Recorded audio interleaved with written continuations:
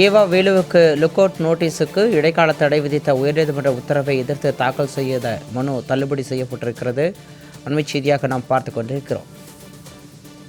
இடைக்கால தடையை எதிர்த்து தமிழ்நாடு லஞ்ச ஒழிப்புத்துறை தொடர்ந்த மேல்முறையீட்டு மனுவை உச்சநீதிமன்றம் தள்ளுபடி செய்திருக்கிறது. நீங்கள் அவரை விசாரிக்கலாமே, தற்போது அவர் திரும்பி வந்துவிட்டாரே என நீதிபதிகள் கருத்து தெரிவித்திருக்கின்றனர். கூடுதல் விவரங்களோடு எமது சிறப்பு செய்தியாளர் யோகேஸ்வரன் இணைகிறார். ஏவா வேலு மீதான லுக் அவுட் நோட்டீஸ் ரத்து செய்யப்பட்டது தொடர்பான மேல்முறையீட்டு வழக்கில் லஞ்ச ஒழிப்புத்துறையின் மேல்முறையீட்டு மனுவை உச்சநீதிமன்றம் தள்ளுபடி செய்திருக்கிறது. ஏவா வேலுவுக்கு லுக் அவுட் நோட்டீஸ் வழங்கப்பட்டதற்கான இடைக்கால தடை உத்தரவை எதிர்த்து தாக்கல் செய்யப்பட்ட மனு தள்ளுபடி செய்யப்பட்டிருக்கிறது. அண்மை செய்தியாக பார்த்து கொண்டிருக்கிறோம். கூடுதல் விவரங்களோடு எமது சிறப்பு செய்தியாளர் யோகேஸ்வரன் இணைகிறார். வணக்கம் யோகேஸ்வரன். ஏவா வேலுவுக்கு லுக் அவுட் நோட்டீஸ் வழங்கப்பட்டது ரத்து செய்யப்பட்ட நிலையில் அதை எதிர்த்து தொடரப்பட்ட மேல்முறையீட்டு மனுவில் அதனையும் உச்சநீதிமன்றம் தள்ளுபடி செய்திருக்கிறது. இது தொடர்பான விரிவான விவரங்களை வழங்கலாம். தமிழ்நாட்டினுடைய முன்னாள் அமைச்சரும் திமுகவினுடைய மூத்த தலைவர்களில் ஒருவருமான ஏவா வேலு மீதான லுக் அவுட் நோட்டீஸ் பிறப்பிக்கப்பட்ட உத்தரவுக்கு தடை விதித்த சென்னை உயர்நீதிமன்ற உத்தரவை எதிர்த்த தமிழக லஞ்ச ஒழிப்புத்துறையினுடைய மேல்முறையீட்டு மனுவை உச்சநீதிமன்றம் இன்று தள்ளுபடி செய்து உத்தரவு என்பதை பிறப்பித்திருக்கிறது.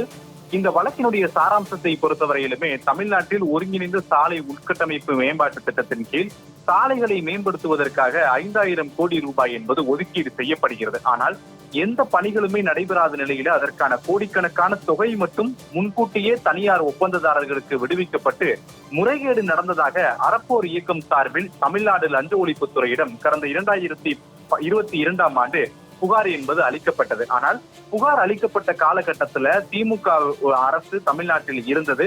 ஏவா வேலு தமிழ்நாட்டினுடைய அமைச்சராக இருந்தார். எனவே அந்த குறிப்பிட்ட 4 ஆண்டுகால திமுக ஆட்சி காலத்துல இந்த புகார் மீது எந்த நடவடிக்கையுமே எடுக்காத சூழல்ல தமிழ்நாட்டுல ஆட்சி மாற்றம் ஏற்பட்டு தாவேக அரசு தமிழ்நாட்டுல பொறுப்பேற்றதற்கு பிறகு லஞ்ச ஒழிப்புத்துறை இந்த விவகாரத்துல வழக்கு பதிவு செய்து விசாரணையை தொடங்கினார்கள். குறிப்பாக முன்னாள் நெடுஞ்சாலைத்துறை அமைச்சர் ஏவா வேலு, அத்துறையின் அதிகாரிகள், தனியார் ஒப்பந்ததாரர்கள் மீது லஞ்ச ஒழிப்புத்துறை வழக்கு பதிவு செய்ததோடு கடந்த ஜூன் 25ஆம் தேதி சோதனை என்பதை தமிழ்நாடு முழுவதுமே பல்வேறு இடங்கள்ல நடத்தியிருந்தார்கள். இந்த சோதனை நடைபெற்ற மறுநாள், அதாவது ஜூன் 26ஆம் தேதி முன்னாள் அமைச்சர் ஏவா வேலு இதய மருத்துவ சிகிச்சைக்காக சிங்கப்பூருக்கு புறப்பட்டு சென்றார். ஆனால் நாட்டை விட்டு ஏவா வேலு வெளியேறியதன் காரணமாக அவரை தேடப்படும் நபராக அறிவித்தது லஞ்ச ஒழிப்புத்துறையினர். மேலும் லுக் அவுட் நோட்டீஸ் என்பதையும் பிறப்பித்திருந்தார்கள். இந்த நிலையில்தான் தனக்கு எதிராக பிறப்பிக்கப்பட்ட அந்த லுக் அவுட் நோட்டீஸை ரத்து செய்ய கோரி சென்னை உயர்நீதிமன்றத்துல ஏவா வேலு மனு என்பதை தாக்கல் செய்கிறார். இந்த மனுவை விசாரிக்கக்கூடிய சென்னை உயர்நீதிமன்றம் லுக் அவுட் நோட்டீஸுக்கு இடைக்கால தடை விதித்ததோடு முறைகேடு விவகாரம் தொடர்பாக ஜூலை 15ஆம் தேதி அன்று லஞ்ச ஒழிப்புத்துறை அதிகாரிகள் முன்பு விசாரணைக்கு ஆஜராக வேண்டும் என நிபந்தனை விதித்து உத்தரவு என்பதை பிறப்பித்தார்கள். ஆனால் லஞ்ச ஒழிப்புத்துறையை பொறுத்தவரையிலுமே சென்னை உயர்நீதிமன்றத்தினுடைய உத்தரவுக்கு எதிராக உச்சநீதிமன்றத்தில் மேல்முறையீட்டு மனு என்பதை தாக்கல் செய்திருந்தார்கள்.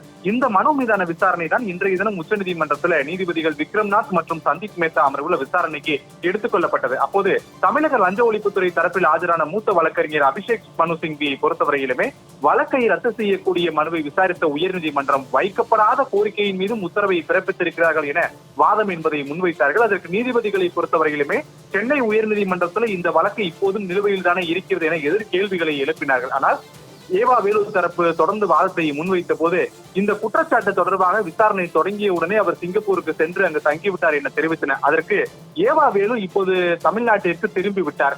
இப்போது ஏவா வேலுவிடம் இந்த வழக்கு தொடர்பாக விசாரணை நடத்தலாமே, அதில் லஞ்ச ஒழிப்புத்துறைக்கு என்ன சிக்கல் இருக்கிறது என அடுக்கடுக்கான கேள்விகளை எழுப்பியதோடு தமிழ்நாடு லஞ்ச ஒழிப்புத்துறை தாக்கல் செய்த இந்த மேல்முறையீட்டு மனு என்பதை தள்ளுபடி செய்வதாக உத்தரவிட்டனர்.